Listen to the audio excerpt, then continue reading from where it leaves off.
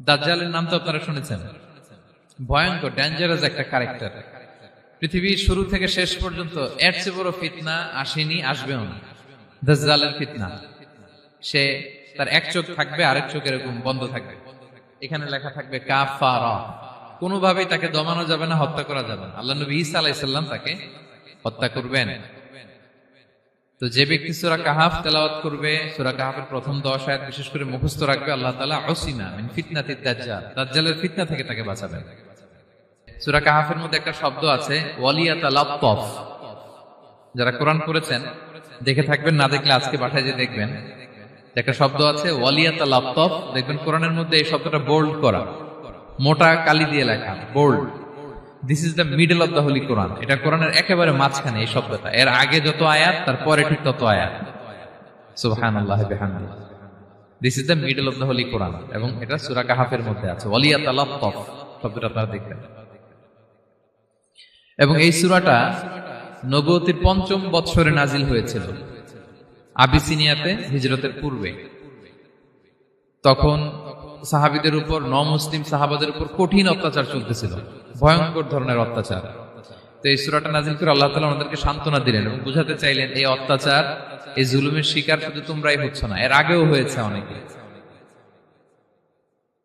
7 জন যুবক ছিল রোমান সাম্রাজ্যে, তারা তাদের ঈমান বাঁচানোর জন্য এরকম কষ্টের শিকার হয়েছিল, এবং তারা যে স্বপ্ন দেখেছিল সেই স্বপ্ন আল্লাহ তাআলা বাস্তবায়ন করেছেন। তো এই ঘটনাগুলো শুনিয়ে বেসিক্যালি মক্কার যে মুসলিম সাহাবারা, তাদেরকে আল্লাহ তাআলা সান্ত্বনা দিচ্ছিলেন যে ফ্রাস্ট্রেটেড হওয়ার কিছু নেই। ওয়ালা তাহিনু ওয়ালা তাহজানু ওয়া আনতুমুল আ'লাউনা ইন কুনতুম মুমিনিন। হতাশ হবে না, চিন্তিত হবে না, বিজয় তোমাদেরই হবে যদি তোমরা মুমিন হও, যদি তোমরা বিশ্বাসী হও, তোমাদের ঈমানের দাবিতে যদি তোমরা সত্যবাদী হও। এই সূরাটা নাজিলের একটা প্রেক্ষাপট আছে। মক্কার কুরাইশরা কোনোভাবেই যখন রাসূল সাল্লাল্লাহু আলাইহি ওয়াসাল্লামকে দমাতে পারছিল না, তখন তারা প্ল্যান করলো যে আমরা মদিনাতে যে মদিনার ইহুদিদের কাছ থেকে কিছু জেনে আসি। কারণ মক্কাবাসীদের নবী, রাসূল, ওহী, আখিরাত এগুলোর ব্যাপারে কোনো ধারণা ছিল না। তো ফলে তারা কুরাইশরা নজর ইবনে হারিস এবং উকবা ইবনে আবি মুঈত এই দুইজনকে পাঠালো, তোমরা মদিনায় যাও, মদিনায় ইহুদিরা থাকে, ইহুদিদের কাছে তাওরাত নাজিল হয়েছিল। They have idea regarding prophets and আখিরাত, আখিরাত কি, নবী কি, এগুলোর আইডিয়া তাদের আছে। তো তাদের দুইজনকে পাঠালো যে তোমরা যে তাদের জিজ্ঞেস করো যে আমাদের জ্ঞাতি ভাইদের মধ্যে থেকে একজন তো নবী দাবি করে, সে কি আসলেই নবী কিনা, আমরা কিভাবে বুঝবো? তো যেই চিন্তা সেই কাজ, তারা গেল মদিনাতে, মক্কা থেকে মদিনায়, যে খুলে বললো যে আমাদেরই এক ছেলে, আমাদেরই এক লোক বয়স 40 হওয়ার পর থেকে বলে আমি নবী, আমার কাছে ওহী আসে, আল্লাহ আমার কাছে বাণী পাঠায়, আর তিনি আমাকে বাণী বাহক করে পাঠিয়েছেন তোমাদের কাছে। এটা আসলে সত্য কিনা, আমরা একটু কনফিউশনে আছি। তো ইহুদিরা বলল তোমরা যে তাকে 3টি প্রশ্ন করবে, যদি উত্তর দিতে পারে বুঝবে সত্য নবী। 1 নম্বরে জিজ্ঞেস করবে যে মুহাম্মদ বলো তো আসহাবে কাহাফ কারা, আসহাবে কাহাফ সম্পর্কে তোমরা কি জানো? যে সূরাটার নাম সূরাতুল কাহাফ। কাহাফ মানে হচ্ছে কেইভ, গুহা, মানে গুহাবাসী।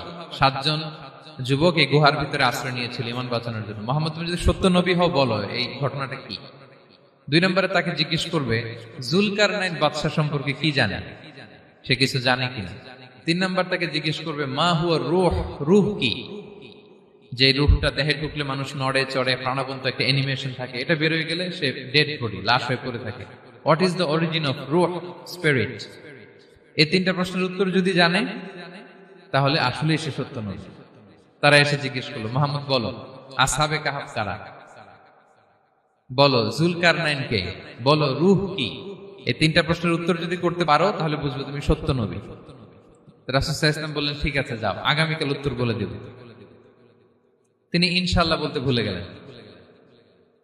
রাসূল সাল্লাল্লাহু আলাইহি ওয়াসাল্লামের ধারণা ছিল প্রতিদিনই তো জিবরাইল কোরআনের আয়াত নিয়ে আসে, তো তারই ধারাবাহিকতায় আগামীকাল আসবে, আমি জিজ্ঞেস করে নিব এই 3টা প্রশ্নের উত্তর। তারপরের দিন সবাই এসে হাজির, কিন্তু জিবরাইল আলাইহিস সালাম আসেনি। রাসূল সাল্লাল্লাহু আলাইহি ওয়াসাল্লাম একটু বিব্রতকর পরিস্থিতিতে বললেন। তারা বলল তুমি তো আজকে অ্যাপয়েন্টমেন্ট দিয়েছো, ডেট দিয়েছো, বলো উত্তর বলো। রাসূল সাল্লাল্লাহু আলাইহি ওয়াসাল্লাম বলল আজকে না, আগামীকাল বলে দিলাম। রাসূল সাল্লাল্লাহু আলাইহি ওয়াসাল্লাম ইনশাআল্লাহ কথাটা আর মনে করতে পারতেছেন না। এরপরের দিনও তারা এসে হাজির, কিন্তু রাসূল সাল্লাল্লাহু আলাইহি ওয়াসাল্লাম উত্তর দিতে পারতেছেন না। তারপরের দিন এভাবে পিছাচ্ছেন, রাসূল সাল্লাল্লাহু আলাইহি ওয়াসাল্লাম ডেট দিচ্ছেন না। এভাবে 1 দিন 2 দিন 3 দিন না, 15 দিন। কয় দিন? এদিকে তো এই প্রশ্নের উত্তর জানার জন্য এখন একজন দুজন আসে না, দলে বলে কাফিররা আসে। কারণ রাসূল সাল্লাল্লাহু আলাইহি ওয়াসাল্লামকে এখানে অপমান করা যাচ্ছে, ছোট করা যাচ্ছে, হেয় করা যাচ্ছে। তারা এসে হাসাহাসি করে। আবু বকর, ওমর রাদিয়াল্লাহু আনহুকে বলে, দেখো তোমরা না বলছো সত্য নবী, উনি সত্য নবী হলে তো প্রথম দিন উত্তর দিয়ে দিতে পারতো, পারে না কেন? এটা থেকে বোঝা যাচ্ছে তিনি আসলে মিথ্যাবাদী। 15 দিন রাসূল সাল্লাল্লাহু আলাইহি ওয়াসাল্লামের জন্য এত বিব্রতকর পরিস্থিতি আর ছিল না। 15 দিন পর আল্লাহ তাআলা আয়াত নাযিল করলেন, ওয়ালা তাকুলান্না বিশাইইন ইন্নী ফাইলুন যালিকা গাদা ইল্লা আইয়াশা আল্লাহ। অর্থাৎ হে নবী, ভবিষ্যতের কোনো কাজে যখন ওয়াদা দিবেন, কমিটমেন্ট করবেন, আপনি আইয়াশা আল্লাহ মানে ইনশাআল্লাহ বলা ছাড়া কখনো দিবেন না। রাসূল সাল্লাল্লাহু আলাইহি ওয়াসাল্লামকে শিক্ষা দেওয়ার মধ্য দিয়ে বেসিক্যালি আল্লাহ তাআলা গোটা মুসলিম উম্মাহকে শিক্ষা দিলেন, আমাদেরকে শিক্ষা দিলেন, যাতে আমরা ভবিষ্যতের কাজে আগে ইনশাআল্লাহ বলি। তো রাসূল সাল্লাল্লাহু আলাইহি ওয়াসাল্লাম লেসনটা পেলেন। এরপর আল্লাহ তাআলা উত্তর জানিয়ে দিলেন, আম হাসিবিতা আন্না আসহাবাল কাহফি ওয়ার রহিমি কানু মিন আয়াতিনা আজাবা। টানা 2 পৃষ্ঠা উত্তর দিলেন আসহাবুল কাহফ কারা। তাওরাত, জাবুর, ইনজিলে কোথাও এত বিস্তারিত উত্তর নাই আসহাবে কাহফের ব্যাপারে। আল্লাহ তাআলা আল কাহফ, সূরাতুল কাহফ নামে গুহাবাসীদের নামে একটা সূরা দিলেন, বিস্তারিত 2 পৃষ্ঠায় বর্ণনা করলেন তারা কারা। কুরাইশরা তো তাআজ্জুব বনে গেল, ঘটনা কি, মুহাম্মদের উত্তর কিভাবে জানলো? সে তো কারো কাছে পড়ে নাই, লেখে নাই, এই দেশের বাইরেও কোথাও যায় নাই। দ্বিতীয় প্রশ্ন ছিল যুলকারনাইনকে আল্লাহ আয়াত নাযিল করলেন, ওয়াসআলুনাকা আন যিলকারনাইন কুল সাআতলু আলাইকুম মিনহু যিকরা। টানা আল্লাহ তাআলা প্রায় 1.5 পৃষ্ঠা, 1 পৃষ্ঠারও বেশি যুলকারনাইনের ঘটনা শোনালেন। আর রূহের কথা শোনালেন সূরা আল ইসরাতে, ওয়াসআলুনাকা আনির রূহ কুলির রূহু মিন আমরি রাব্বি ওয়া মা উতীতুম মিনাল ইলমি ইল্লা কালিলা। রূহ এটা আল্লাহর স্পেশাল একটা অর্ডার, আল্লাহর আদেশে এটা ঢুকে আল্লাহর আদেশে বের হয়। এটা কেউ ছুঁতে পারে না, ধরতে পারে না, দেখতে পারে না। এটা আল্লাহর পক্ষ থেকে একটা মিরাকেল। 3টা প্রশ্নের উত্তর যখন আল্লাহ তাআলা দিয়ে দিলেন, রাসূল সাল্লাল্লাহু আলাইহি ওয়াসাল্লাম তাদেরকে সাবলীল ভাষায় শুনিয়ে দিলেন। তারা অবাক হয়ে গেল। এইটা হচ্ছে সূরাতুল কাহফ নাজিল হওয়ার প্রেক্ষাপট। এরকম একটা সিচুয়েশনে নবুয়তির 5ম বছরে আল্লাহ তাআলা এই সূরাটা নাজিল করেছেন। এই সূরার কিছু ফজিলত আছে। রাসূল সাল্লাল্লাহু আলাইহি ওয়াসাল্লাম জুমার দিনে এই সূরাটা আমাদেরকে তেলাওয়াত করতে বলেছেন। আপনারা তেলাওয়াত করেন তো? সূরা কাহফ যদি জেনে না থাকেন আজকে থেকে করবেন। রাসূল সাল্লাল্লাহু আলাইহি ওয়াসাল্লাম বলেছেন যে জুমার দিনে যে এই সূরা কাহফ তেলাওয়াত করবে, মান ক্বারাআ সূরাতাল কাহফি ফি ইয়াউমিল জুমআতি আদাআ লাহু মিনান নূরি মা বাইনাল জুমআতাইন। 2 জুমার মাঝখানে আল্লাহ তাআলা এই জুমার সময়টাকে তার জন্য আলোকিত করে দেয়। কি করে দেয়? আলোকিত করে দেয়। একটা নূর তার জন্য সেট করে, এই নূর তাকে হেদায়েতের পথে অবশিষ্ট রাখে। এটা হচ্ছে একটা। তাহলে জুমার দিন আমরা সূরা কাহফ তেলাওয়াত করব, মনে করি এটা সুন্নাহ। জুমার দিনের সুন্নাহগুলোর মধ্যে থেকে একটা সুন্নাহ হচ্ছে সূরা কাহফ তেলাওয়াত করা। আবার আরেকটা হাদিসে রাসূল সাল্লাল্লাহু আলাইহি ওয়াসাল্লাম বলেছেন, মান হাফিযা 10 আয়াতিন মিন আউয়ালি সূরাতিল কাহফি উসিমা মিন ফিতনাতিদ দাজ্জাল। যে ব্যক্তি সূরা কাহফের প্রথম 10 আয়াত মুখস্থ করবে সে দাজ্জালের ফিতনা থেকে মুক্তি পাবে। তা আমরা দাজ্জালের ফিতনা থেকে বাঁচতে চাই কি চাই না? আমরা যেন সূরা কাহফের প্রথম 10 আয়াত মুখস্থ করি, সূরা কাহফ যেন জুমার দিন আমরা তেলাওয়াত করি। So now the question arises, what is the relationship of Suratul Kahf with Dajjal? দাজ্জালের সাথে সূরা কাহফের রিলেশনটার কারণ কি? একটা মেকানিজম তো এখানে আছে। এত সূরা থাকে, রাসূল সাল্লাল্লাহু আলাইহি ওয়াসাল্লাম কেন বলেন যে সূরা কাহফ পড়লে দাজ্জালের ফিতনা থেকে বাঁচবে? কারণটা কি? এর কারণ হচ্ছে দাজ্জাল আমাদেরকে যে সমস্ত জিনিস দিয়ে ফিতনায় ফেলবে, ওই ফিতনাগুলোর সলিউশন আল্লাহ তাআলা সূরা কাহফের ভিতরে রেখে দিয়েছেন। দাজ্জাল 4টা জিনিস দিয়ে আমাদেরকে ফিতনায় ফেলবে। That's trial of faith, 1 number. ঈমানের পরীক্ষা সে আমাদেরকে ফেলবে, আমাদের বিশ্বাস নিয়ে ছিনিমিনি খেলবে সে। এটার সলিউশন আছে সূরা কাহফ, আমি বলবো আস্তে আস্তে। 2 নম্বরে দাজ্জাল আমাদেরকে ফিতনায় ফেলবে, দ্য ট্রায়াল অফ ওয়েলথ, সম্পদ দিয়ে সে আমাদেরকে ফিতনায় ফেলবে। 3 number the trial of knowledge, জ্ঞান দিয়ে সে আমাদেরকে ফিতনায় ফেলবে। 4 number the trial of power, ক্ষমতা দিয়ে সে আমাদেরকে ফিতনায় ফেলবে। দাজ্জাল 4টা জিনিস দিয়ে আমাদেরকে পরীক্ষায় ফেলবে। কয়টা? 1 হচ্ছে ঈমানি পরীক্ষা, 2 হচ্ছে সম্পদ দিয়ে পরীক্ষা, 3 হচ্ছে জ্ঞান দিয়ে পরীক্ষা, 4 হচ্ছে ক্ষমতা দিয়ে পরীক্ষা। সে ঈমানের পরীক্ষায় আমাদেরকে ফেলবে। সে এসে বলবে আমি তোমার রব, এবং এটা প্রমাণ করার জন্য যা যা দরকার আল্লাহ তাআলা তাকে সব দিবেন। সে সব করতে পারবে। সে বলবে আমি তোমার রব। যদি বিশ্বাস না হয়, তোমার বাবাকে যদি জীবিত করে বিশ্বাস করবে? অনেকে বলবে হ্যাঁ আমার আব্বাকে জীবিত করে দেখান। তো তার বাবাকে ঠিকই সে জীবিত করে ফেলবে। আসলে শয়তান তার বাবার সুরাত নিয়ে সামনে দাঁড়াবে। আরে তাই তো, এটাই তো আমার বাবা, এটাই তো আমার দাদা। মানুষ ফিতনায় পড়ে যাবে, ইমানের ফিতনায়। সে ভাববে আসলে এটাই বোধহয় আমার রব। এবং তাকে এত ক্ষমতা দেয়া হবে, তার ডান দিকে থাকবে জান্নাত, বাঁ দিকে জাহান্নাম। তার কাছে আল্লাহ এটা দিবে। যে তার কথা শুনবে তাকে সে জান্নাতে ঢুকাবে, কিন্তু জান্নাতে ঢুকে সে জাহান্নামের শাস্তি ভোগ করবে। এটা তার বাইরের মানুষ বুঝবে না, অ্যাপারেন্টলি এটা জান্নাত। আর যে তাকে মানবে না তাকে সে জাহান্নামে ফেলবে, কিন্তু জাহান্নামে ঢুকলেও সে জান্নাতের নাজ নেয়ামত ভোগ করবে। তাহলে এই যে ইমানের ফিতনায় সে ফেলে দিবে আমাদেরকে। তো ইমান কি করে বাঁচাবো, এটা সলিউশন আমি শোনাবো আপনাদের। 2 নম্বরে, সে আমাদেরকে সম্পদ দিয়ে ফিতনায় ফেলবে। যার যা লাগবে সে তাই দিতে পারবে, যা লাগবে। সে যদি আকাশকে বলে আকাশ বৃষ্টি দাও, যাকে তারা মানবে ওই এলাকায় বৃষ্টি হবে, সুজলা সুফলা শস্য শ্যামলা হবে সে সমস্ত এলাকা, ফল মূলে ভর্তি হবে, বরকত আর বরকত। আর যে এলাকার লোকেরা, জনপদের লোকেরা তাকে মানবে না, সে বলবে ওখানে বৃষ্টি হবে না, হবেও না। ওখানে খরা, দুর্ভিক্ষ, মাটি ফেটে চলছে, মানুষ না খেয়ে মরবে, মহামারী, দুর্ভিক্ষ দেখা দেবে। তখন বিশ্ববাসী মনে করবে এটাই বোধহয় আমাদের রব। তার মানে সম্পদ দিয়ে ফিতনায় ফেলে দিবে। 3 নম্বর হচ্ছে নলেজ। তার জ্ঞানের কাছে গোটা বিশ্ব হার মানবে। পূর্বের পরের যত জ্ঞান আছে সব আল্লাহ তাকে দিবে। ইলমুল আউয়ালিন ওয়াল আখিরিন। এমন কোন প্রশ্ন নেই যেটা দিয়ে তাকে আটকানো যায়। যাই জিজ্ঞেস করবেন সব জানতা, সব বলে দেয়।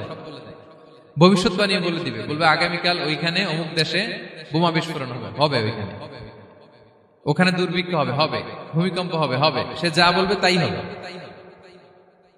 তার জ্ঞানের এই বহর দেখে মানুষ ফিতনায় পড়ে যাবে। 4 নম্বর হচ্ছে দ্য ট্রায়াল অফ পাওয়ার, ক্ষমতা। তার ক্ষমতার সামনে সবকিছু একেবারে ছিন্ন বিচ্ছিন্ন হয়ে যাবে, এত ক্ষমতা হবে তার। সে যেমনটি বলবে তেমনটি করতে হবে। বাতাসের চেয়ে দ্রুত বেগে সে এক দেশ থেকে আরেক দেশে চলে যাবে। তো তার এই সমস্ত অলৌকিক ক্ষমতা দেখে মানুষ ফিতনায় পড়ে যাবে। এবং এই ফিতনা, এই পরীক্ষার মুহূর্তগুলোতে মানুষ কিভাবে নিজেকে ধরে রাখবে তার সলিউশন আল্লাহ তাআলা সূরা কাহফে দিয়েছেন। এই 4টা ফিতনা থেকে বাঁচার জন্য আল্লাহ সূরা কাহফে 4টা ঘটনা উল্লেখ করেছেন। কয়টা? 1 নাম্বার হচ্ছে আসহাবে কাহফ, যুবকদের ঘটনা, 7 জন যুবকদের ঘটনা। ঈমান কি করে বাঁচাবেন, সলিউশন ওখানে। সম্পদের ফিতনা থেকে কিভাবে নিজেকে বাঁচাবেন, এজন্য একজন বাগানওয়ালার ঘটনা আল্লাহ সেখানে বলেছেন। জ্ঞানের ফিতনা থেকে কি করে বাঁচবেন, এজন্য আল্লাহ তাআলা মুসা আলাইহিস সালাম এবং খিজির আলাইহিস সালামের ঘটনা সেখানে উল্লেখ করেছেন। আর ক্ষমতার ফিতনা থেকে কি করে বাঁচবেন এটা বোঝানোর জন্য আল্লাহ তাআলা যুলকারনাইনের ঘটনা উল্লেখ করেছেন। 4টা ফিতনা থেকে বাঁচার জন্য কয়টা ঘটনা? 4টা ঘটনা। আমরা তাহলে একটা একটা করে ঘটনা শুনি, আমরা একটু উদ্ধার করার চেষ্টা করি যে কি কি সলিউশন আল্লাহ তাআলা আমাদের বাতলে দিলেন। 1 নম্বর হচ্ছে আসহাবে কাহফের ঘটনা। এটা 250 খ্রিস্টাব্দের সময়কালে রোমান সাম্রাজ্যের একজন বাদশা ছিল, নাম দাকিয়ানুস। প্রতাপশালী বাদশা, পৌত্তলিক, মূর্তির পূজা করে। ঈসা আলাইহিস সালাম বিদায় নিয়েছেন, 200-250 বছর হলো। তো সব নবীর ধর্মই কিন্তু ইসলাম, যদিও আমরা নাসারা বলি, ইহুদি বলি, সব নবীদের ধর্মই কি ইসলাম। তো তিনি ছিলেন পৌত্তলিক, মূর্তির পূজা করত। আর তার এলাকায় কেউ যদি ঈসা আলাইহিস সালামের নাম নিত, আখিরাতে বিশ্বাস করত, আল্লাহ বিশ্বাস করত, তাদেরকে তারা পাথর মেরে হত্যা করত। এজন্য ভয়ে কেউ ঈসাই ধর্মে ঈমান আনতো না, মানে ইসলামে ঈমান আনতো না। এই রাজার ভয়ে সবাই মূর্তির পূজা করত। কিন্তু 7 জন যুবক ছিল, তারা স্রোতে গা ভাসিয়ে দেয়নি। স্রোতের বিপরীতে তারা ঈমান নিয়ে দাঁড়িয়েছে। তারা ঈসা আলাইহিস সালামের রেখে যাওয়া সত্য ধর্মের উপর ঈমান এনেছিল, আখিরাতে তারা বিশ্বাস করত। তো এই 7 জন যুবকের কথা ছড়াতে ছড়াতে রাজা দাকিয়ানুসের কাছে চলে যায়। উনি তো রেগে মেগে আগুন, ডেকে পাঠালো 7 জনকে। তো তাদেরকে জিজ্ঞেস করলো তোমরা কাকে মানো? বলতেছে এক আল্লাহকে মানি। সাহসী, খুবই সাহসী। বলতেছে তুমি কি জানো তোমরা কার সামনে কথা বলতেছো? আমি তো তোমাদেরকে মৃত্যুদণ্ড দিতে পারি। তারা বলে দেন, কিন্তু আমরা সব বিসর্জন দিলেও ঈমান বিসর্জন দিতে পারবো না। সুবহানাল্লাহ। তিনি বললেন তোমরা যুবক মানুষ, রক্ত গরম, আবেগে কথা বলতেছো, 3 দিন সময় দিলাম, যাও ঈসার নাম ভুলে যাও, আখিরাত ভুলে যাও, আল্লাহর নাম ভুলে যাও। 3 দিন পরে তোমাদেরকে আবার ইন্টারভিউ নেব। ওই দিন যদি একই কথা বলো, পাথর মেরে 7 জনকে দুনিয়া থেকে উড়িয়ে দেবে। তারা চলে গেল। এবার 7 বন্ধু মিলে পরামর্শ করতে লাগলো, কি করতে পারি আমরা, এই গুণে ধরা সমাজকে আমরা কিভাবে বাঁচাবো, এই পৌত্তলিকতার ছোবল থেকে এই ইফসিস নগরীকে বাঁচাবো কি করে। নগরীটার নাম ছিল ইফসিস নগরী। বর্তমানে এটা তুরস্কের ইজমির শহরে অবস্থিত। এখনো জায়গাটা প্রত্নতাত্ত্বিকদের ওই ইয়েতে এটা সংরক্ষিত, এখনো টুরিস্টরা যায়। তো তারা বলল, আমরা ঈমান বিসর্জন দিব না, যদি আমরা ওদের কথা মেনে নিই আমরা তো মুশরিক হয়ে গেলাম, চলো আমরা এক কাজ করি, আমরা এলাকা ছেড়ে দিই। এই 7 যুবক আল্লাহর উপর ভরসা করে তারা বাড়ি ঘর আত্মীয় স্বজন সব ছেড়ে দিয়ে, লোকালয় ছেড়ে দূরে একটা পাহাড়ের ভেতরে আশ্রয় নিল। পাহাড়ের ভেতরে একটা গুহা ছিল, এই গুহা কি আরবিতে বলে আল কাহাফ। কি বলে? এই সূরার নাম কি? সূরাতুল কাহাফ। তো তাদের সাথে সাথে একটা কুকুরও যাচ্ছিল। তারা বারবার তাড়িয়ে দেওয়ার চেষ্টা করতেছিল কুকুরটাকে, যাতে না যায়, কিন্তু কুকুর শুধু কান্না করে তাদের সাথে যাওয়ার জন্য ঘেউ ঘেউ করতেছিল। এই কুকুরটাকেও সাথে নিল। ভালো মানুষদের সাথে থাকলে কি হয় দেখেন, এই কুকুরের কথা, যেহেতু 7 জন ইমানদারের সাথে একটা কুকুর ছিল, এই কুকুরের কথা আল্লাহ সূরাতুল কাহাফে উল্লেখ করে দিয়েছেন। ওয়া কালবুহুম বাসিতুন যিরাআইহি বিল ওয়াসিল। তো তারা ভিতরে গেল, যে প্রচন্ড ক্লান্ত, তারা ঘুমিয়ে পড়ল। কি করলো? এই এক ঘুমে আল্লাহ 309 বছর কাটাই দিলেন। কয়শো 9 বছর? 9 বছর ঘুম, সব ঘুম, প্রচন্ড ঘুম, ঘুম যেন আর কাটে না। 309 বছর পরে এরা জাগলো। এখন খুব ক্ষুধা, ঘুমে আর মোর ভাঙতেছে। আর একজন জিজ্ঞেস করতেছে, কি লম্বা সময় ঘুম দিলাম বোধহয় আমরা? একজন বলতেছে, হ্যাঁ মনে সারাদিনই ঘুমাইছি আমরা। আরেকজন বলতেছে, না না সারাদিন না, দিনের কিছু অংশ হয়তো ঘুমাইছি। আসলে কয় বছর ঘুমাইছে? 309 বছর। তো এদিকে সভ্যতার তো চেঞ্জ। এখানে ওই দাকিয়ানুস মরে, এর ছেলে মরে, এর নাতি মরে, পুতি মরে, এখন 6ষ্ঠ নম্বর রাজা আসছে। প্রজন্মের পর প্রজন্ম তো শেষ। 309 বছর কমপক্ষে 4-5টা জেনারেশন চেঞ্জ হবে। তো জেনারেশন চেঞ্জ হয়ে, এলাকা চেঞ্জ হয়ে, তারা যে স্বপ্ন দেখেছিল এই ইফসিস নগরীতে কালিমার পতাকা উঠবে, তাদের স্বপ্ন আল্লাহ বাস্তবায়ন করেছেন। 309 বছরের ব্যবধানে এই এলাকার সবাই মুসলিম হয়ে গেছে। আল্লাহ চাইছিলেন ওদেরকে দেখাবে এটা, যে স্বপ্নটা যে বাস্তবায়ন হয়েছে এটা দেখাবে। তো ঘুম থেকে উঠছে, একজনকে তারা বললো যে লুকায় লুকায় চাদর মুড়ি দিয়ে কিছু রুটি নিয়ে আসো বাজার থেকে, যাতে তোমাকে না চিনে। চাদর মুড়ি দিয়ে যাও। কিছু পয়সা ছিল, মুদ্রা দিয়ে দিস। তো সে যে যখন দোকানদারের কাছ থেকে রুটি নিয়েছে আর মুদ্রা দিছে, দোকানদার বলে, এই মুদ্রা কোত্থেকে আসলো? 309 বছর আগে মালয়েশিয়াতে রিঙ্গিট ছিল কিনা জানি না, যেভাবে ওরা ট্রানজাকশন করতে পারে, যেটা ছিল ওইটা যদি এখন কেউ দেয়, রাজধানী বিলাসে খাবার পাওয়া যাবে? হ্যাঁ। তো রুটিওয়ালা বলে, তুমি বর্তমান সময়ের মুদ্রা দাও, এটা দিচ্ছ কেন? বলতেছে, এটা তো বর্তমান সময়ের মুদ্রা। বলতেছে, এই যে মুদ্রার মধ্যে দেখো কোন সালের সিল দেওয়া, এটা তো শত শত বছর আগে। বলতেছে, কি বলে শত বছর আগে? আমি তো আজকে সকালেই বাজার করলাম, ওই বাজার করে যে টাকাগুলো ছিল ওইটাই তো পকেটে। বলতেছে, বলে কি? নিশ্চয়ই তুমি গুপ্তধনের সন্ধান পেয়েছো, হিডেন ট্রেজার। বলো। মানে তার সাথে এদের কথাবার্তা কিছু মিলতেছে না। পরে তাকে ধরে ওই সময়কার রাজার কাছে নিয়ে গেছে। ওই রাজা আবার মুসলিম, সবাই মুসলিম তো হয়। সে যা বলে এরাও কেউ বিশ্বাস করে না, এরাও যা বলে এও বিশ্বাস করে না। আর এলাকা, এর বাড়িঘর আসবে কোত্থেকে? এর নাতি পুতি যা আছে 5-6 পুরুষ তো মরে সবাই কবরে। তখন তার কথা শুনে সবাই অবাক।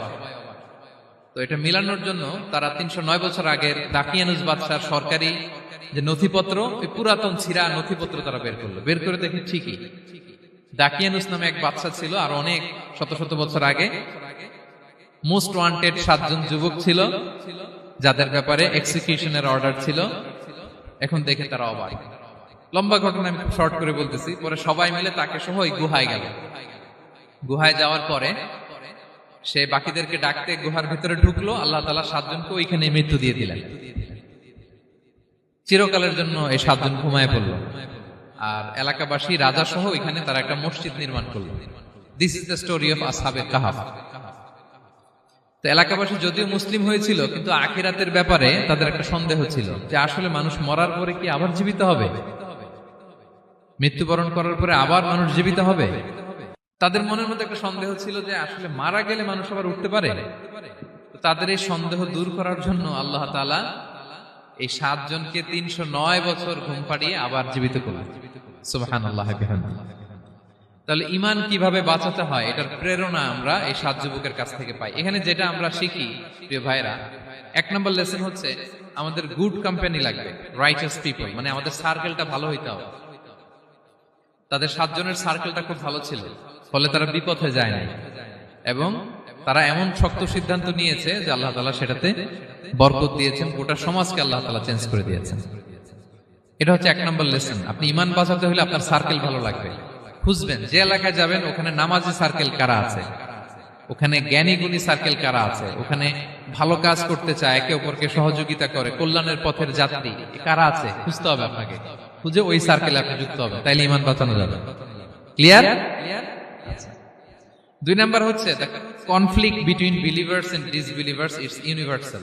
সত্য মিথ্যার লড়াই এটা চিরন্তন, আজীবন থাকবে। এটা ওনাদেরও ছিল, এখনো আমাদের লড়াই করে যেতে হচ্ছে, আমাদের ভবিষ্যৎ প্রজন্মও করবে। এই লড়াইটা আমরা করে যেতে চাই। কি বলেন? হ্যাঁ, থামা যাবে না? আমরা থামতে আসিনি, আমরা এই লড়াইটা করে যাব, আমরা সত্যের কথা বলেই যাব ইনশাআল্লাহ। বলেন। 3 নাম্বার হচ্ছে যে লেসনটা আমরা পাই, অনেকগুলো লেসন, আমি খুব প্রেসাইজলি বলতেছি। যুবকরা চাইলে একটা সমাজকে পাল্টে দিতে পারে। এই পৃথিবীতে যত বড় বড় বিপ্লব হয়েছে এগুলো যুবকরা এনেছে। তারা হচ্ছে সভ্যতা গড়ার কারিগর। আসহাবে কাহাফ আমাদের এই সময়ের নওজওয়ানদের জন্য প্রেরণা, তারা আমাদের জন্য প্রেরণার বাতিঘর। তারা যেমনি ঈমানকে রক্ষা করেছে, আমাদের যুবকরা চাইলেও তাদের ঈমানি চেতনাতে স্পিরিট দিয়ে সমাজটাকে পাল্টে দিতে পারে। কি বলেন? এখানে বেশিরভাগই তো যুবক। হ্যাঁ, গুড সার্কেলে থাকবেন তো আপনারা? সত্যের পক্ষে সবাই থাকবেন তো? আল্লাহ তাআলা কবুল করুন। আচ্ছা, এবার 2 নাম্বার ছিল সম্পদের ফিতনা, কিভাবে বাঁচবেন। আসহাবে কাহাফের পরে সূরা কাহাফে আল্লাহ তাআলা একজন বাগানওয়ালার ঘটনা বলেছে। 2 জন বন্ধু, একজন একটু গরিব, সে বিশ্বাসী, আরেকজন ধনী, সে অবিশ্বাসী। তাকে আল্লাহ তাআলা বিশাল বড় খেজুরের বাগান আর আঙ্গুরের বাগান দিয়েছেন, বিশাল বড়, অনেক বড় বিজনেস ম্যাগনেট। তো এই সম্পদের অহংকার সে করত। সে প্রায় তার গরিব বন্ধুকে বলতো যে তোর চেয়ে আমার সম্পদও বেশি, সন্তানও বেশি, জনবল বেশি, লোকবল বেশি, অর্থবল বেশি, সব বেশি। অহংকারে তার পা মাটিতে পড়তো না। আর সে আখিরাতে অবিশ্বাস করত এবং সে বলতো যে এই সম্পদ আমারে বাঁচাবে, চিরকাল আমাকে স্মরণীয় করে রাখবে, এই সম্পদ কোনোদিন যাবে না। অনেক বড় বড় ধনীরা আছে, তারা এরকম মনে করে যে আমি এত বড় সিআইপি, হ্যাঁ, আমি এত বড় বিজনেস ম্যাগনেট, এই দিন বোধহয় আর চেঞ্জ হতে পারে না, আমার আজীবনই বোধহয় এত পাওয়ার থাকবে, এত সম্পদ থাকবে। এটা ভুল ধারণা। এটা কি ভুল ধারণা? এই যে তুরস্কে দুর্ভিক্ষ হইল না, আপনারা দেখছেন না যে অনেক সম্পদের মালিক বাড়ি ঘর ভেঙে রাস্তার ফকির। এখন ওই যে ডিফিউজিদের জন্য যে খাবার আসছে ওখানে লাইনে দাঁড়াইছে, কারণ এখন লাইনে না দাঁড়ালে খাবারও তো মিলবে না।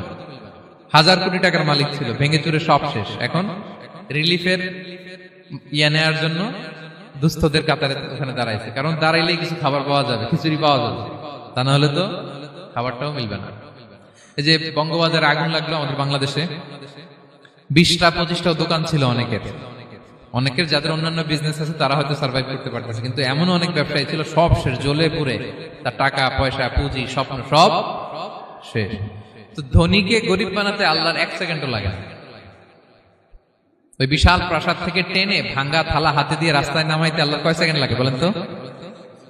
1 সেকেন্ডও লাগে না। সো এই লেসনটা কিন্তু আমাদের নিতে হবে। এবং ওই ব্যক্তির নসিবে তাই ঘটেছিল। সে যখন অহংকার করতেছিল, আল্লাহ তাআলা আকাশ থেকে হুসবান একটা আগুন পাঠালো।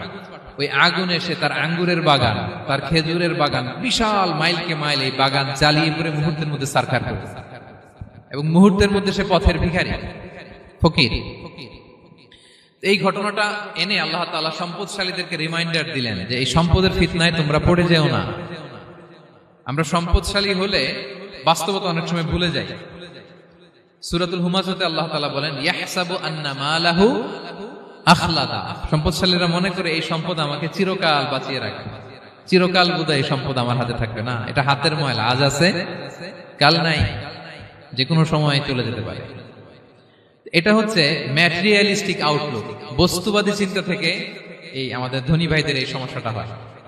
ভোগবাদী চিন্তার প্রভাব আর কি। সম্পদ যখন হাতে থাকে ধরাকে সরাজ্ঞান করে, মনে করে যে সবই আমার কন্ট্রোলে। না, আপনারে ওই গরিবের কাতারে আনতে, ওই রিলিফের সম্পদ নেয়ার জন্য ওই লাইনে দাঁড় করাইতে আল্লাহর 1 সেকেন্ডও লাগে না। এটা খেয়াল রাখতে হবে। আমরা যখন প্রাইভেট কারে চড়ি, মাঝে মাঝে অনেকে এসে হাত পাতে, এদেরকে ছোট করা যাবে না। গল্পটা আল্লাহ ভিন্ন করতে আল্লাহর 1 সেকেন্ডও লাগে না। ওইদিকে আমি দাঁড়ায় হাত পাততাম আর উনি প্রাইভেট কারে বসে থাকতো। আল্লাহ চাইলে এরকম করতে পারতেন না? পারতেন। তো এখান থেকে আমাদের জন্য শিক্ষা হচ্ছে, সম্পদ এটা ক্ষণস্থায়ী, আজ আছে কাল নাই। এটা ক্ষণস্থায়ী, এটাকে এভারলাস্টিং মনে করা যাবে না। এভারলাস্টিং হচ্ছে আখিরাত। ওয়ালাল আখিরাতু খায়রুল লাকা মিনাল উলা, আখিরাত তোমার জন্য দুনিয়ার চেয়ে শ্রেষ্ঠ। এবং আল্লাহ তাআলা দৃষ্টান্ত একটা দিয়েছেন যে দুনিয়ার জীবনটা হচ্ছে কামা, ওই পানির মতো যেটা আনজালনাহু মিনাস সামা, আকাশ থেকে নাজিল করেছি। ওই পানি ক্ষেতের মধ্যে পড়ে ফসল, ফুল ফসল হয়েছে। এরপরে যখন ফসল কাটা হয়, ওই ক্ষেত খামার এগুলো তৃণলতা হয়ে যায়, ভুসির মতো হয়ে যায়। তখন বাতাসের ঝাপটায় একবার এদিকে যায়, একবার ওদিকে যায়। অনেক লম্বা উপমা, আমি সংক্ষেপে বললাম। তো শেষ আউটপুটটা হচ্ছে এটা, সম্পদ এটা মুহূর্তেই চলে যেতে পারে। সম্পদ উপার্জন জায়েজ আছে, মুসলিমরা সম্পদ উপার্জন করতে পারবে, কোনো অসুবিধা নাই। আপনি যদি ধনী হন এটা ভালো, ফলে আপনি যাকাত দিতে পারবেন, অসহায় দুস্থদের সহায়তা করতে পারবেন, কন্ট্রিবিউট করতে পারবেন। আপনি সম্পদ হাতের মুঠোয় নেবেন, কন্ট্রোল করবেন, কিন্তু এই দিকে স্থান দিবেন না। দ্যাটস ইট, তাহলেই হবে। আমরা সম্পদ কি করতে পারবো? উপার্জন করতে পারবো, কিন্তু হৃদয়ে স্থান দিতে পারবো না। হৃদয়ে স্থান থাকবে আখিরাতের। এই মাইন্ডসেট যদি আপনি গড়ে তোলেন, তাহলে সম্পদের ফিতনা আপনি কখনো পড়বেন না। এই পয়েন্টটা কি ক্লিয়ার সবার? ক্লিয়ার। 3 নাম্বার ফিতনা ছিল কিসের ফিতনা দেখি কে বলতে পারে? প্রথমটা হচ্ছে বিশ্বাস বা ঈমানের ফিতনা, 2 নাম্বার হচ্ছে সম্পদের ফিতনা, 3 নাম্বার জ্ঞানের ফিতনা। জ্ঞানেরও কিন্তু ইলমেরও একটা গরম আছে। যার ইলম আছে তার মধ্যে এই সমস্যাটা কাজ করে। সেটার জন্য আল্লাহ তাআলা মুসা আলাইহিস সালাম, খিজির আলাইহিস সালামের ঘটনা বলেন। আমি খুব সংক্ষেপে বলবো, সময় কম। মুসা আলাইহিস সালাম হচ্ছে বনি ইসরাইলের নবী, আর খিজির আলাইহিস সালাম কেউ বলেছেন নবী, কেউ বলেছেন আল্লাহর ওলি। আসলে আরবিতে ওনার নাম খদির, আমরা বাংলায় বলি খিজির। খদির মানে সবুজ। উনি যে কোনো জায়গায় বসলে ওখানে মরা গাছ, লতা পাতা এগুলো সবুজ হয়ে যেত। অনুর্বর এলাকার উপর দিয়ে হেঁটে গেলে ওটা উর্বর হয়ে যেত। তো মুসা আলাইহিস সালাম একবার ওয়াজ করতেছেন এইভাবে বনি ইসরাইলের সামনে, খুতবা দিচ্ছেন। হঠাৎ এক লোক দাঁড়ায় বলে, ইয়া নবী আল্লাহ, মান আ'লামু ফিল আরদ, বর্তমান পৃথিবীতে সবচেয়ে জ্ঞানী কে? মুসা আলাইহিস সালাম বলেন, ফাকালা আনা, আমি। কি বললেন? উনি আসলে ভুল কিছু বলেন নাই, কারণ প্রত্যেক জামানার নবীকেই আল্লাহ তাআলা সবচেয়ে বেশি জ্ঞান দিয়ে পাঠান, কারণ তার কাছে ওহীর জ্ঞান আসে, অদৃশ্যের খবর আসে, ইলমুল গায়ব আসে। কিন্তু এই উত্তরটা আল্লাহ তাআলার পছন্দ হয় না। আল্লাহ তাআলা চাচ্ছিলেন মুসা যদি বলতো আল্লাহ তাআলাই জানে কে জ্ঞানী বা আল্লাহই সবচেয়ে জ্ঞানী, এরকম হলে ভালো হতো। কিন্তু মুসা আলাইহিস সালাম কি বলছে? আমি। এখন প্রশ্ন করলো সবচেয়ে বড় জ্ঞানী কে? উনি কি বললেন? আমি। এই যে আমি এটাতে ঝামেলা আছে। আমি বড়, আমি জানি, আমি সব, দিস ইজ প্রবলেমেটিক। আল্লাহ এটা পছন্দ করলেন না। আল্লাহ তাআলা মুসা আলাইহিস সালামকে বললেন, মুসা তুমি যে বলছো তুমি জ্ঞানী, না তুমি জ্ঞানী না, তোমার চেয়ে বড় জ্ঞানী আছে। মুসা আলাইহিস সালাম বলে, তাই নাকি? আমার চেয়ে বড় জ্ঞানী কে? তো আল্লাহ তাআলা বললেন, ইযহাব ইলা মাজমাইল বাহরাইন, 2 সাগর বা 2 নদীর মিলনস্থলে যাও, ওখানে আমার এক বান্দা আছে তোমার চেয়েও জ্ঞানী। মুসা আলাইহিস সালাম বললেন, তাই নাকি? তো আল্লাহ, আমি কিভাবে চিনব উনি কোথায় থাকে, কিভাবে বুঝবো? আল্লাহ বললেন, একটা বড় মাছ নাও, এটাকে ফ্রাই করো, এটাকে ফ্রাই করে একটা ঝুড়ির ভেতরে নাও, যেখানে এই মাছটা সাগরে ঢুকে যাবে ওখানে আমার বান্দাকে পাবে। তো উনি ওনার সহযোগী ইউশা ইবনে নুনকে নিয়ে হাঁটতে লাগলেন। হাঁটতে হাঁটতে এক জায়গায় ক্লান্ত হয়ে পাথরের পাশে বিশ্রাম নিলেন। ওই পাথর থেকে আবার এক ধরনের পানি বের হয়, এই পানিটারে বলে আবে হায়াতের পানি, মাউল হায়াত, জীবন নদীর পানি। এই পানি কোনো মৃত প্রাণী বা বস্তুর গায়ে লাগলে ওটা জীবিত হয়ে যায়। তো ওনারা পাথরে হেলান দিয়ে বিশ্রাম নিচ্ছিলেন। ওই পানি ওই ফ্রাই করা মাছের গায়ে লাগার সাথে সাথে মাছ জীবিত হয়ে ঝুড়ি থেকে বের হয়ে সাগরে ঢুকে গেছে। ওনারা আর খেয়াল করেন না। এরপর আবার হাঁটতে লাগলেন। হাঁটতে হাঁটতে যখন ক্লান্ত শ্রান্ত, তখন বলে, এই ইউশা, আমাদের ওই মাছ, ফ্রাই মাছটা দাও, এখন খাই। ঝুড়ি খুলে দেখে মাছ নাই। মাছ গেল কোথায়? তখন ইউশা বললো, হয়তো আমরা যে পাথরের ওখানে বিশ্রাম নিয়েছিলাম ওখানে আমরা মিসিং, ওখানে হারাই ফেলছি। চলো চলো, আরে ওইদিকে তো যাইতে হবে আমাদের। উনি গেলেন, যে দেখে মাছ যে জীবিত হয়ে বালুর এদিকে নাড়াচাড়া করতে করতে সাগরে ঢুকে গেছে, ওখানে দাগ আছে। মুসা আলাইহিস সালাম ঢুকলেন সুরঙ্গ, ঢুকে দেখে চাদর গায়ে দিয়ে এক লোক শুয়ে আছে। সালাম দিলেন, আসসালামু আলাইকুম। ওই লোক চাদর আর সরায় না, ভিতর থেকে বলতেছে ওয়ালাইকুম আসসালাম। তো চাদরের ভিতর থেকে উনি বলে মান আন, তুমি কে? মুসা আলাইহিস সালাম বললেন আনা মুসা, আমি মুসা। উনি বলেন মুসা বনি ইসরাইল, বনি ইসরাইলের মুসা? বলেন হ্যাঁ। কেন এসেছো? এবার চাদর খুললেন, বলতেছে আপনার কাছ থেকে কিছু শিখতে আসছি। আল্লাহ বলছে আপনি নাকি সবচেয়ে বড় জ্ঞানী। আমি ভুল করে বলে ফেলছিলাম আমি, আল্লাহ বলছেন যে আপনি নাকি জ্ঞানী। বলতেছে না, তুমি আমার জ্ঞান নিতে পারবে না, ওই ধৈর্য শক্তি তোমার নাই। মুসা আলাইহিস সালাম বললেন যে আপনি যে কোনো শর্তে আমাকে একটু রাখেন কয়েকদিন আপনার সাথে, আমি রাজি। বললেন না তুমি পারবে না। মুসা আলাইহিস সালাম জোর করতে লাগলেন, অবশেষে খিদির আলাইহিস সালাম রাজি হলেন। বললেন শর্ত হচ্ছে আমি যাই করি আর না করি আমাকে কোনো প্রশ্ন করা যাবে না। মুসা আলাইহিস সালাম বললেন ওকে। সফর শুরু হলো। সামনে নদী, এক লোক তাদের নৌকা দিয়ে নদী পার করায় দিল। নদী পারাপারের পর খিজির আলাইহিস সালাম লাঠি দিয়ে নৌকার তলাটা ছিদ্র করে দিলেন। মুসা আলাইহিস সালাম বললেন ইন্না লিল্লাহি, এটা আপনি কি করলেন? ওরা আমাদেরকে নদী পার করে দিল, আর যে ভাড়াটা আসছিল এটাও নিল না, আমাদেরকে সম্মান দেখালো, আপনি নৌকা ছিদ্র করে দিলেন। খিজির আলাইহিস সালাম বলছে এই যে আমি বলছিলাম না তুমি ধৈর্য ধারণ করতে পারবে না, যাও তোমার রাস্তায় তুমি, আমার রাস্তায় আমি। মুসা আলাইহিস সালাম আবার ক্ষমা চাচ্ছেন যে আপনি আমার ক্ষমা করেন, আমি তো ভুলে গেছি, আর প্রশ্ন করবেন না। চলতে লাগলেন। হঠাৎ বাচ্চারা খেলতেছে, এক বাচ্চাকে ধরে হত্যা করলেন খিজির আলাইহিস সালাম। এবার তো মুসা আলাইহিস সালাম রেগে গেছে, আপনি করলেনটা কি? নিষ্পাপ ফুলের মতো শিশুকে হত্যা করলেন। খিজির আলাইহিস সালাম বলে এই যে আমি জানতাম যে তুমি ধৈর্য ধারণ করতে পারবে না, তোমার রাস্তা এক, আমার রাস্তা এক, যাও। এবার মুসা আলাইহিস সালাম করজোর করতেছে যে this is the last chance, একটা ফাইনাল চান্স দেন, একটা সুযোগ দেন, আর আমি প্রশ্ন করবো, এটাই লাস্ট। বলেন ওকে ঠিক আছে। হাঁটতে হাঁটতে এক ইহুদি বসতির সামনে যে হাজির, দুজনই খুব ক্ষুধার্ত, খাবার চাইলো, এরা আবার কৃপণ, খাবার দিল না। তো খিজির আলাইহিস সালাম বললেন ঠিক আছে, খাবার যেটা দিচ্ছেন আমরা চলে যাই। যাওয়ার পথে দেখতেছে এই এলাকার একটা দেয়াল ভেঙে পড়ে যাবে। তিনি বললেন মুসা চলো এটা ঠিক করে দেই। দুইজন মিলে প্রচন্ড ক্ষুধায় এটা সেটা এনে দেয়ালটা তৈরি করতেছে। মুসা আলাইহিস সালাম তো এমনি রাগী, পেটে আবার ক্ষুধা, আবার বলছে কিছু বলাও যাবে না। তিনি এবার আর প্রশ্ন করেন, বলতেছে ওরা এত কিপটামি করলো আর আপনি এটা করে দিলেন, আপনি তো চাইলে এটা টাকা নিতে পারতেন, পারিশ্রমিক নিতে পারতেন চাইলে। এই কথা বলার পর খিজির আলাইহিস সালাম বললেন হাযা ফিরাকু বাইনি ওয়া বাইনি, এখানেই তোমার আর আমার সেপারেশন, আর সামনে আগানো যাবে না, তোমার কোনো ধৈর্যই নেই। তো এতটুকু তোমাকে আমি বলি যে আমি একটাও আল্লাহর আদেশ ছাড়া করি নাই, আল্লাহর আদেশে আমি করেছি। কি? এক নম্বর হচ্ছে ওই যে আমাদের ভাড়া নিতে চাইলো না, আমাদেরকে পার করে দিল, নৌকাটা ছিদ্র করেছি কারণ এই এলাকায় একজন জালিম বাদশাহ আছে, সে নৌকা পেলেই গরিব মাঝিদের নৌকা সিজ করে নিয়ে যায়। তো এটাকে যখন তলায় ছিদ্র করে দিছি, রাজার লোকেরা এসে দেখবে যে এটা তলা ছিদ্র, পানি ঢুকতেছে, এটা নিবে না, ওরা পরে সামহাও এটা রিপেয়ার করে চালাইতে পারবে। মুসা আলাইহিস সালাম বলে সুবহানাল্লাহ, তাই তো, এটা তো আমি বুঝতে পারি নাই। আর ওই ছোট শিশুটাকে হত্যা করছি, ও অনেক বড় জালিম হবে এলাকা, তার ফিতনায় এলাকাবাসী তটস্থ থাকবে, সে তার মা বাবাকেও জাহান্নামে নেবে। এজন্য আল্লাহ তাআলা আদেশ দিয়েছেন আমাকে, আল্লাহর আদেশে আমি তাকে হত্যা করেছি। মুসা আলাইহিস সালাম বললেন তাই তো, এটা তো অনেক ভালো কাজ করছেন। তাইলে তো বলতেছে তাহলে ওইটা বলেন, খাবারও দিল না, এত কৃপণ, এদের দেয়াল কেন ঠিক করতে গেলেন আপনি? তখন তিনি বললেন যে আসলে এটা একটা ইয়াতিমদের ঘর ছিল, দুইটা ইয়াতিম শিশু, তাদের বাবা মা খুব ভালো ছিল, আর এই দেয়ালের নিচে আছে গুপ্তধন, এই দেয়ালটা পড়ে যাবে, এই গুপ্তধন তারা ছোট মানুষ নিতে পারবে না, এলাকাবাসী তাদেরকে বঞ্চিত করে নিয়ে যাবে। আমি দেয়াল গড়ে দিলাম যাতে করে তারা যখন প্রাপ্তবয়স্ক হয় নিজেদের সম্পদ নিজেরা বুঝে নিতে পারে।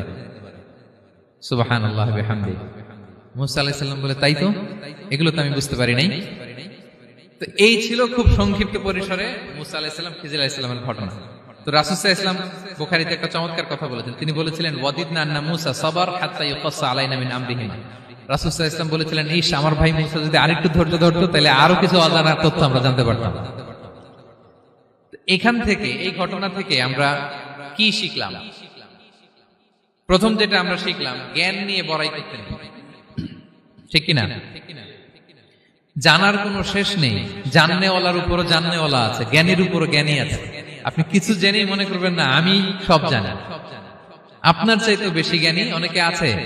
অনেক সময় বক্তার চাইতেও শ্রোতারা অনেক জ্ঞানী।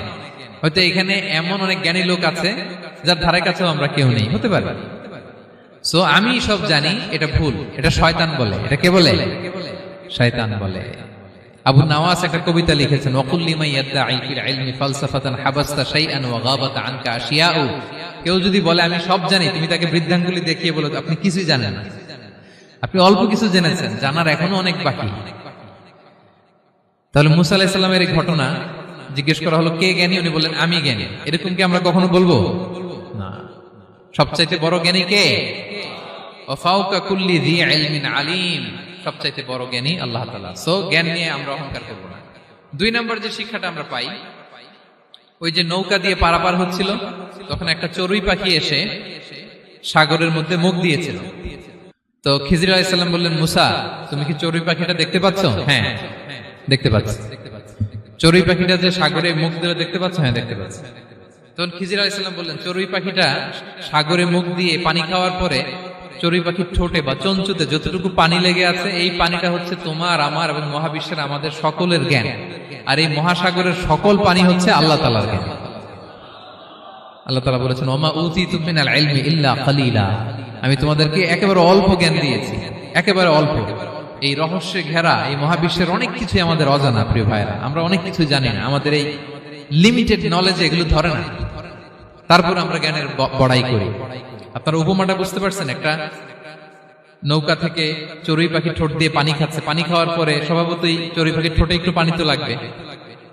খিজির বললেন যে এই পানিটা হচ্ছে তোমার আমার পৃথিবীর সবার জ্ঞান, আর এই সাগরের বাকি পানিগুলো কার জ্ঞান?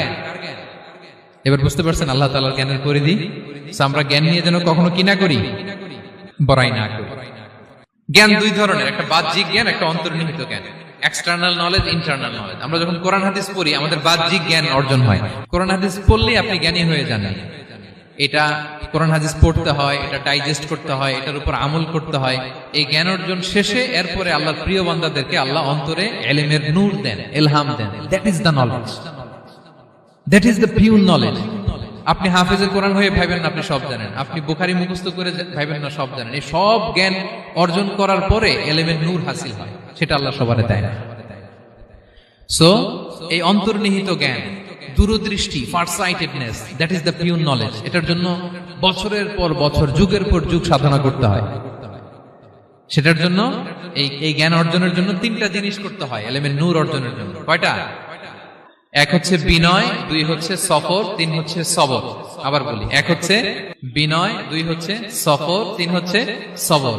আল্লাহ তাআলা আল্লাহর নবীকে তাওরাত দেওয়ার পরেও আরো ট্রেনিং সেশন করাইছেন খিজির আলাইহিস সালামের কাছে। যাও ওনার কাছে গেলে তুমি ছোট হবা, নত হবা।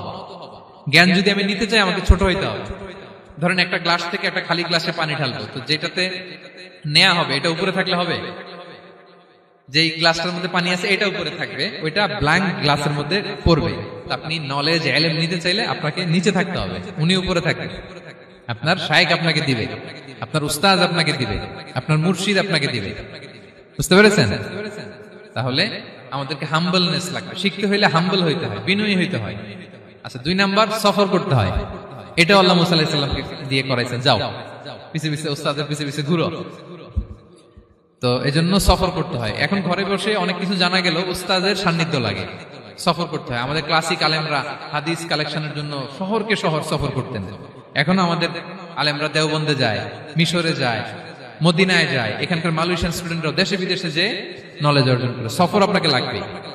তাহলে বিনয়, সফর, 3 নম্বরে কি? সবর। ধৈর্যশীল হইতে হবে। দেখেন মুসা আলাইহিস সালাম বারবার প্রশ্ন করে ফেলতেছেন, বারবার ওয়াদা ভঙ্গ করতেছেন। এরকম করলে হবে না, ধৈর্য লাগবে। ধৈর্যের বলে বলিয়ান হলে তখনই আপনার মধ্যে ইলম আসবে। তাহলে জ্ঞানের ফিতনায় পড়ার আর আমাদের কোনো সম্ভাবনা আছে? আমরা বিনয়ী হব, আমরা জ্ঞান আল্লাহর দিকে ফিরাই দেব। আমরা বলবো উনি সবচেয়ে ভালো জানেন। পারা যাবে তো ইনশাআল্লাহ? আচ্ছা, আমি একেবারে শেষ পর্যায়ে চলে আসছি, 2 মিনিটের মধ্যে শেষ করে দিচ্ছি। 3 নাম্বার ছিল কিসের ফিতনা? 4 নাম্বার ক্ষমতার ফিতনা। এই ফিতনা থেকে বাঁচার জন্য সর্বশেষ আল্লাহ তাআলা যুলকারনাইনের ঘটনা বলেছেন। অনেক বড় বাদশা ছিলেন, পৃথিবীতে 4 জন বাদশা গোটা বিশ্ব শাসন করেছেন। 2 জন কাফির, 2 জন মুমিন।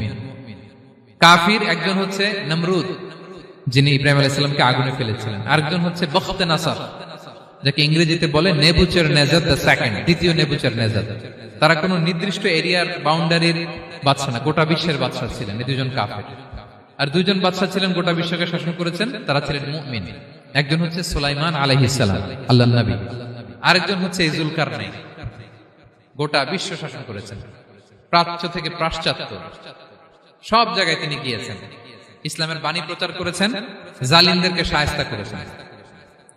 তো এরকম দিক বিদিক তিনি জয় করতেছিলেন। অনেকে জুলকারনাইনকে আলেকজান্ডার দ্য গ্রেটের সাথে গুলিয়ে ফেলে না। ম্যাসিডোনিয়াতে যে আলেকজান্ডার দ্য গ্রেট ছিল, উনি আর জুলকারনাইন এক নন। জুলকারনাইন হচ্ছে আল্লাহ তাআলার প্রিয় একজন বান্দা, অনেক বড় সাহসী বীর পুরুষ ছিলেন, গোটা বিশ্বে ইসলাম প্রচার করেছেন।